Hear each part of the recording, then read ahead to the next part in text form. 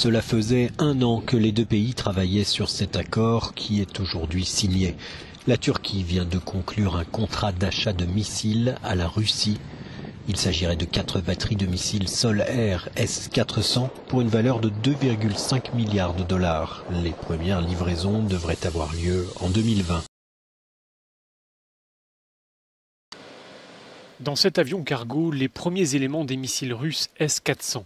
Nous sommes à Ankara, dans une des principales bases militaires turques. Et cette livraison d'armement russe correspond à un accord passé entre les autorités turques et russes. D'autres livraisons sont prévues dans les jours et les semaines à venir. Ankara, longtemps allié de Washington, s'est tourné vers Moscou pour acquérir un système sophistiqué de défense antiaérienne. Les États-Unis sont très remontés, tout comme l'OTAN, dont la Turquie fait pourtant partie.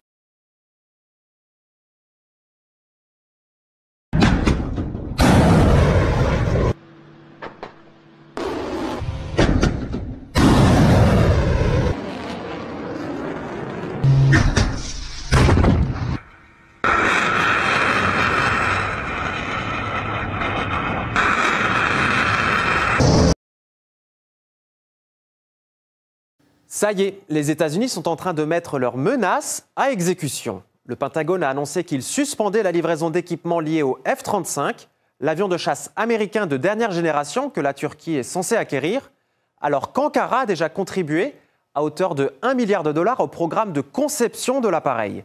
Pas moins de 100 de ces avions ont été commandés. Les 2 premiers devaient être livrés en juin. La raison de ce revirement ?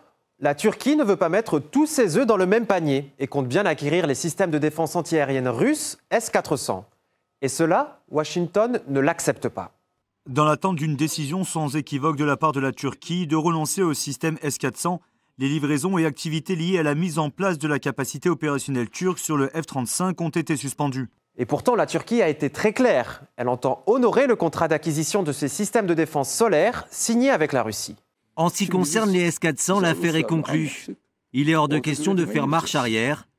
Peut-être qu'après les S-400, nous passerons aux S-500. Washington a bien essayé de suggérer à Ankara de céder les S-400 de la discorde à un autre pays, afin de régler ce différend.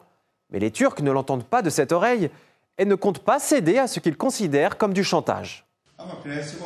Par principe, il est contraire au droit international qu'un pays tiers s'oppose à un contrat passé entre 2 États. Le monde entier doit voir que la mentalité du « je veux ça, ça doit être comme ça » n'est plus valide. Nous avons conclu cet accord avec la Fédération de Russie, nous sommes liés par ce document, et il n'est pas question de donner ou de vendre ces systèmes à un pays tiers. Contrairement à l'Inde ou au Maroc, la Turquie a tenu bon aux pressions de Washington sur les S-400 russes. Pour quelles raisons, selon vous ? Je pense que la Turquie est engagée depuis maintenant 15 ans au moins, en fait depuis M. Erdogan, depuis l'AKP, dans un processus de désaffiliation d'avec l'Occident. On l'a laissé faire, on l'a même nourri.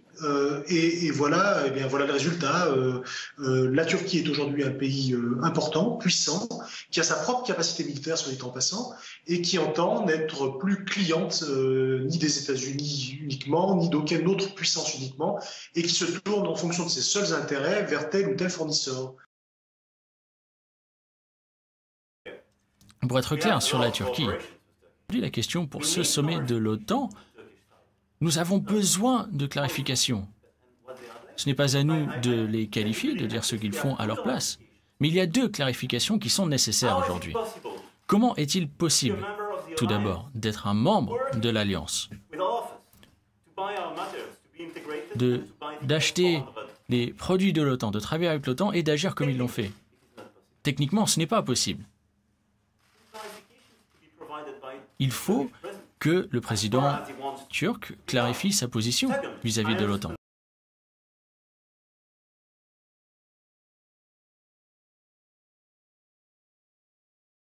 Est-ce que vous allez sanctionner la Turquie au sujet de leur achat des missiles S-400?